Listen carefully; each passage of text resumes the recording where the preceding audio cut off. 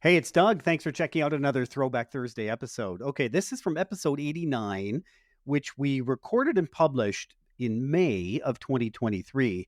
And it's about, well, Chat GPT. I guess more broadly, it's about generative AI, but Chat GPT had come out the previous November. So by May of 23, we were still kind of wrapping our heads around it. And I did this interview with Brad Williamson, who had a really good understanding of generative AI and how it was kind of a new shiny toy for all of us. A couple of things I want you to listen for in this episode. Brad is already talking about how to create your own GPT, which is something we've done now as we use generative AI in our business all the time.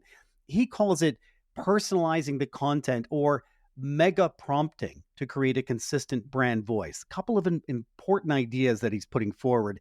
And now we're a few years into using ChatGPT. We've started doing that ourselves. A whole bunch of great ideas in this episode. That's why I wanted to bring it back today. Hope you enjoy it. Oh, and by the way, this guitar playing off the top, it's clumsy. It's terrible. Yes, I know the guitar is probably out of tune, but yeah, that's really me. On my 12th birthday, my parents got it right. Man, did they get it right. They bought me my first guitar. I was in awe and I was hooked right away. I will never forget the first notes I ever played.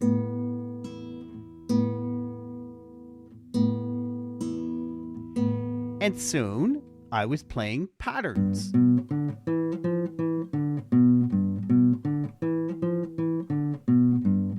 And then, playing chords.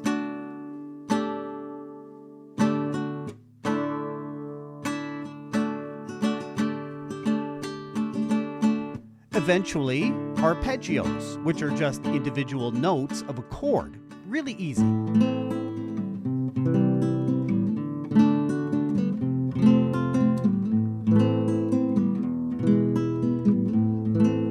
A couple years into playing, there was a song by the Beatles that I really liked called Birthday. I was playing it like this, getting all the notes right. But a friend of mine taught me how to slide on the guitar, changing birthday to sound like this.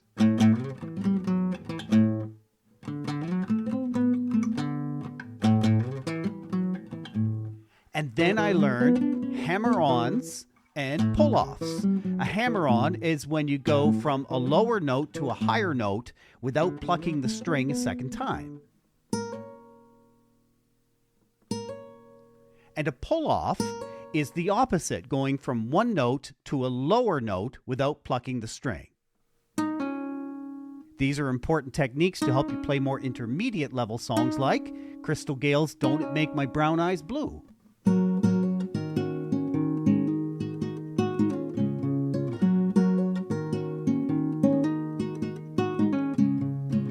And with more and more practice and even more subtle techniques, I eventually became what I am today. A pretty intermediate level player still. Always knowing there are even more things you can do with this wonderful instrument to sound even better.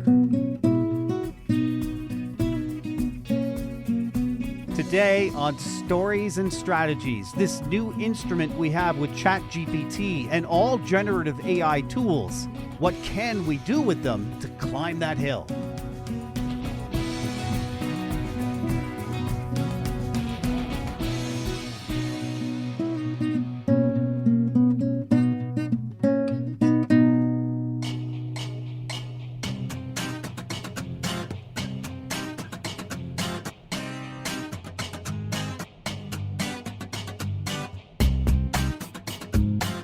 My name is Doug Downs. Okay, music off the top. We had House of the Rising Sun, a traditional melody, traditional lyrics made famous by the Animals. Birthday, the Beatles, written by Paul McCartney. Don't It Make My Brown Eyes Blue, Crystal Gale making it famous, but Richard Lee was the composer on that song in Salisbury Hill, the classic from Peter Gabriel. My guest this week is Brad Williamson, joining today from right here in Calgary, Canada's Rocky Mountains. Hi, Brad. Hi, Doug. Thanks for having me on. And spring is here in Calgary, Western Canada style. We've had some warm days. We've had some cold days. It's sort of rainy right now. We might still get some snow. It's a grab bag, right? It's all over the place, but that's Calgary for you. That's what we live in. Just happy to see it warming up a little bit. It's the price we pay for that view, which is awesome. Brad, you're the founder and lead strategist for Catch Digital, building marketing systems that are focused on return on investment. Your approach is systemic. It's to break down the client's customer acquisition journey, the sales process, and re-engagement strategies to develop a scalable model that allows the business to focus on its operations. The work you do requires a mix of marketing strategy, user experience design, or of course UX as the lingo goes, user interface design, paid media, content and automation, and artificial intelligence, AI. Okay, first, in this episode, we might use the terms Chat GPT and generative AI kind of interchangeably here. Chat GPT is kind of the Kleenex of the tissue world. It's one of the tools available in this wave of generative AI, but it's only one tool of thousands. It's the Coca-Cola of all those right now, but it's not the only tool. It's just the really, really cool one that everyone's talking about. Brad, this interview process began with one of your team members, Stephanie, challenging me to accept that Chat GPT could write my blog posts for me and that they would actually be okay. And man, I was resistant. Stephanie was right, though. I gave it a try. It saves me a ton of time, obviously. I can still tweak the writing. And the end goal, which she helped me realize really for my blog posts, is search engine optimization. But that's the tip of the iceberg for what we can do with generative AI. It certainly is. So, really at the end of the day, AI is still in its infancy, and we're seeing it transform industries, transform marketing from content production to data analysis and everything in between. So how do we keep that consistency for one given brand or one specific company? And that's a process that at Catch we've kind of built something that we call mega prompting around. And I believe that this is something that people are going to use ingrained right into their brand guidelines. And it's going to span across corporate communications to their marketing messaging and everything in between. Now, this is speaking specifically about Chat GPT. And so if you're a business owner listening to this right now, you probably want to think about this as if you're building a brief telling a content writer what you would talk about with your company, how would you break that down? So that process, mega prompting, is something that we do at Catch Digital. And basically for every single client, we'll have a large Google Doc that'll talk about the tone. It'll summarize the company, the unique selling proposition, the audience, and it ends up being about 2 pages long that you copy and paste into every single time that you're writing a prompt. I feel that consistency, and depending on the level that people have in creating prompts, if you have that central place to be able to get that key information out about your business, you're just going to have that consistency, and you're going to be able to achieve what you want out of the AI that much faster. It's going to sound more like it's coming from my company. It'll have my 14 herbs and spices within the writing and the flavor of it. Yeah, and this isn't reinventing the wheel. This is something that marketing companies and market research firms look at in terms of looking at the audiences and the tone and the voice, and basically building that persona for a business. You just want to ingrain that persona into your prompts so that you're able to produce that content, whether it be blogs, Google ad copy, Facebook ad copy, scripts for TikTok. This could even come into podcast itself, right?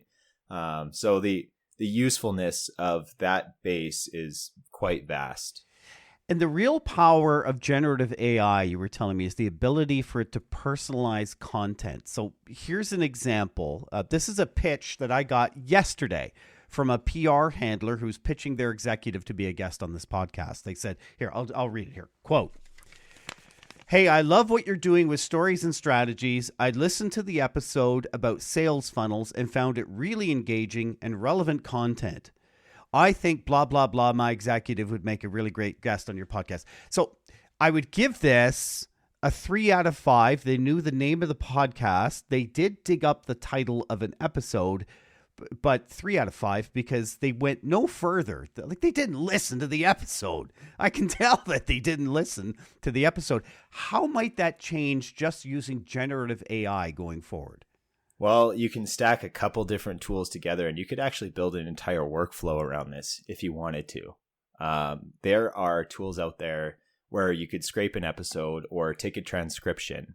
And it's really common today, especially in podcasts or video, for people to transcribe those and put them up as blog posts. So you could actually scrape that information, pop that into Chat GPT, say, write me a request to join X title of podcast, and then they would end up getting an output that would be so specifically personalized. But you can take this a layer deeper, where you could actually implement tools like Zapier to tell a web scraping tool to scrape the blog, and then find the email, and then take that information, creating the prompt of that request, and then automatically send it at scale to hundreds to thousands of different podcasts. Wow. Okay. Yeah. And we can use generative AI to actually pre-screen, you were telling me, who gets through to my inbox, who I actually pay attention to. Okay, that one I'm really interested in. How do I do that? Okay, so this is two-sided, right? I mean, they might be reaching out to you using AI. Yeah. And you could use AI in that same way. So I just talked about Zapier, and that's a very important tool in this workflow. Basically, if you use Gmail or Microsoft 365, if you receive an email and say that you had it go to a specific inbox, like inquiries at Stories and Strategies, something like that. If it came to that specific inbox, then you could get Chat GPT to rank the ones that would be most relevant to your show and have the best pitches based on a specific set of criteria that you would find to be a really good pitch. Now, Doug, what would a good pitch be? What would you give a 5 out of 5? 5 out of 5 is someone who genuinely knows what Brad Williamson has talked about in this piece. In fact, he even asked Doug how he would rank a 5 out of 5. And I think I can build off of that and introduce something even not more new, but something that has another nuance to it, more legs to the existing conversation. That would be a 5 out of 5. There you go. So you take that prompt and you say, take the transcription of this, find questions that were asked in this episode, reference that question, and answer that question ahead of time so that your pitch is actually providing value to you, Doug, right? Wow. And then your AI would say, okay, it's relevant to a specific episode because it's looking at it versus the existing transcriptions of previous episodes. And it would be able to say, hey, compared to this database, this is a match. Therefore, it's a good pitch. Therefore, you probably want them on your show. Fascinating. Right? And you could toss that right into a Google Sheet or something like that. Again, using Zapier. So it would be Gmail to Zapier to OpenAI back to Google Sheets. And then you've got this whole list that's basically built this entire workflow around, hey, I get all these pitches and I just want the best ones. This is a lot like, I know when people write resumes now, they're instructed to find the exact keywords that are used on the website for the company they're applying to. It sounds an awful lot like that, where we're really cherry picking some keywords here. Yeah, that's exactly it. And you're seeing this already happen in that world as well. And you're also seeing it in sort of spam. Right. You're starting to see a lot of form fills go on websites and cold email outreach that's talking about, oh, I love the systematic approach that you have to digital marketing. I'd love to show you our software, etc. Right? That's something that we would get at Catch Digital. And it's really talking about the content that's on our website. It looks like someone did the research and it's really presenting as a specific person. And if someone's really good, they'll talk about using sort of back to the mega prompt, that specific tone and voice that represents their brand. And the more that it feels natural and like a real person, the more that people are going to be tricked. Now, AI can typically pick up whether something is AI or not itself. And there's tools specific to that as well. But if you're just talking about purely the content and it's seeing the eyes of an actual human being, chances are you're going to think, oh, this is legit. When I get an email and it's from, say, Brad, I'm more, well, now we've met each other. Let's say we hadn't. If it's from Brad and not just hello user, I'm more likely to read it. Generative AI can actually send those out en masse now, make it look like it's really from Brad, and it's not. Yeah. Yeah. So that cold email outreach, I mean, it's going to become stickier and stickier. And, there's the bright sides to that and the dark sides to that, specifically with people.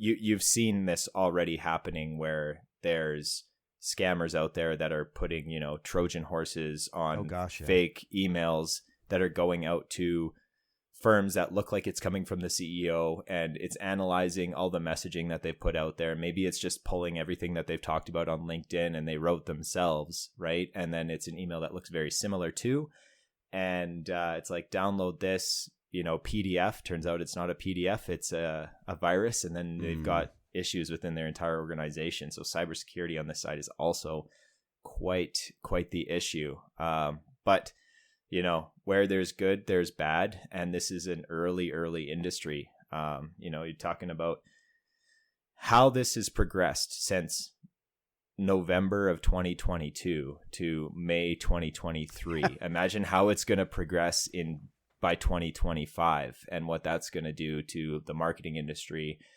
PR, and business in general. It's insane. Well, and there's more dimensions to this. It goes beyond just written communication. Audio is in full swing. There was that song created recently that used Drake's voice. It wasn't Drake singing the song.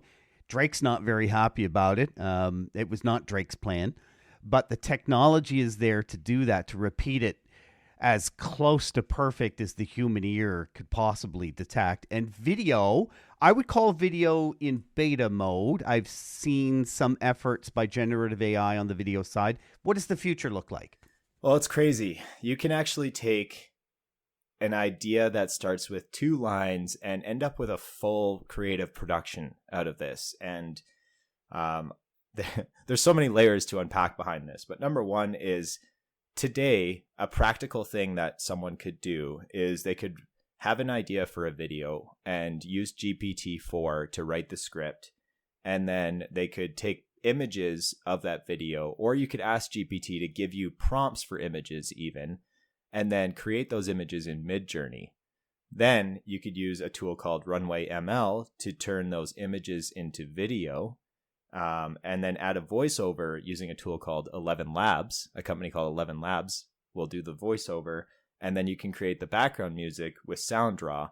And all of that would be royalty free because it's your prompts and it's your creativity that created these elements. The outcome would be a full... And it's not animation. No, it's live video. Yeah. Right. And they're using publicly accessible video, which exists already, and publicly accessible photos exists already. Yeah. You do have to be cognizant of the source in which you're pulling those from. There's a lot of lawsuits going on back and forth between where that initial source came from. But that's what gives companies like Adobe a bit of a competitive advantage here with their new tool, Firefly, because they're using Adobe stock to train that model, which means that they don't have that issue. So it's going to be interesting to see exactly how that plays out. And that's just the tip of the iceberg. That's what's available today.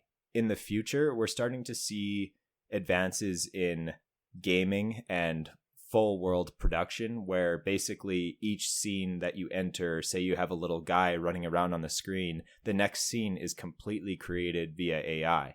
Imagine when that makes its way into full video production and movies, where it's like, I want to be the star of a movie that you're watching on Netflix, and your co-star is Marilyn Monroe, right? Right. And you've had a bad day, so you want it to be a rom-com, and you just want a feel-good movie, and you could build that prompt to like entertain yourself.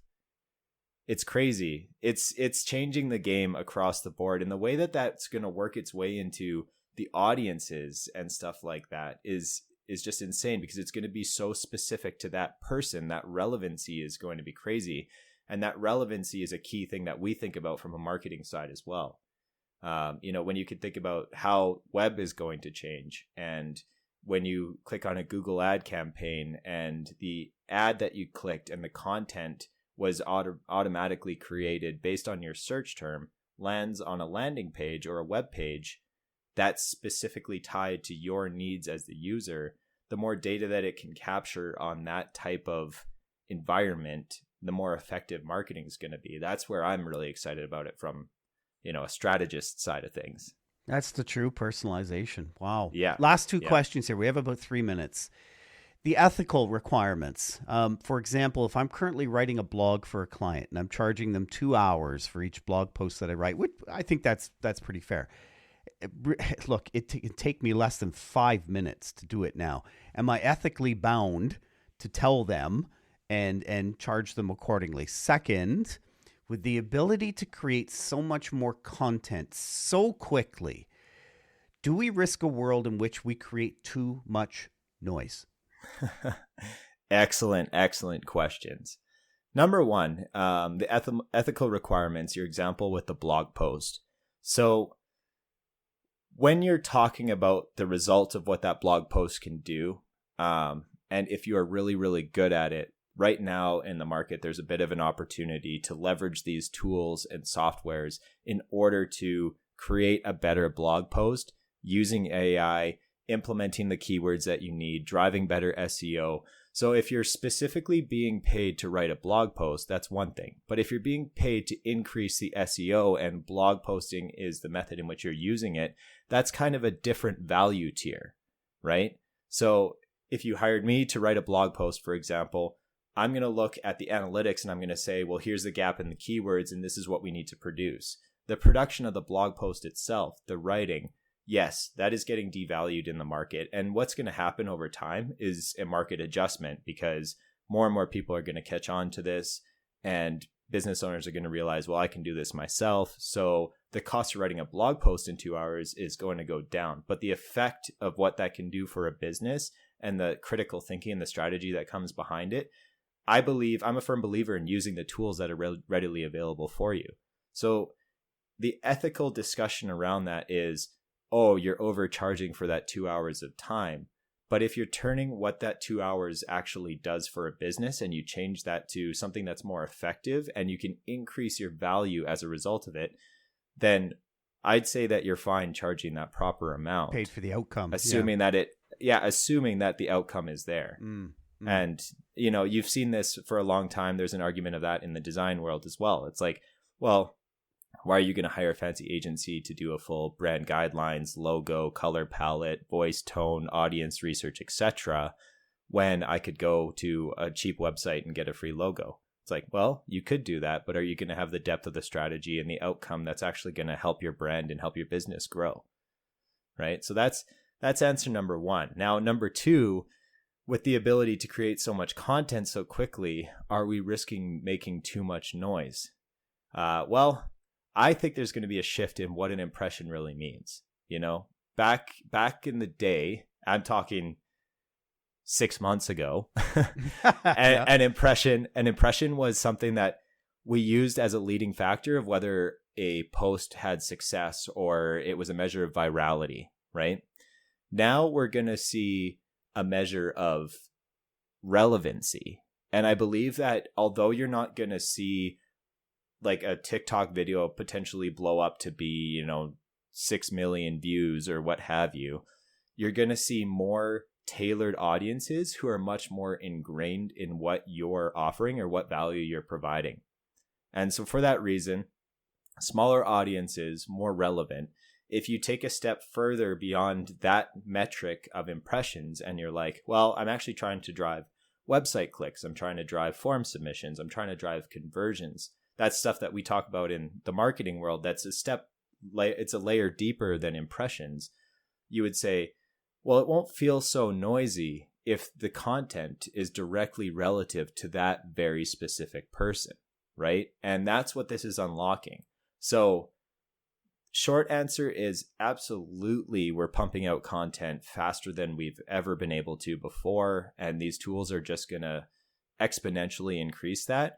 But at the same time, people are going to find it that much easier to find exactly what they're looking for and that specific value that they're trying to find. All the more powerful social media is monitoring my habits, as well as I'm convinced my phone is listening to me.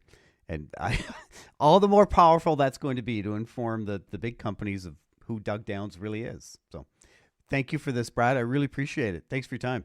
Yeah, thanks for having me, Doug. Really appreciate it. If you'd like to send a message to my guest, Brad Williamson, send him an email. It's in the show notes. Stories and Strategies is a co-production of JGR Communications and Stories and Strategies podcasts. If you like this episode, do us a favor. Give us a 5-star rating in the directory that you're listening on. Obviously, that influences the algorithm somehow. It's a powerful message. Thanks for listening.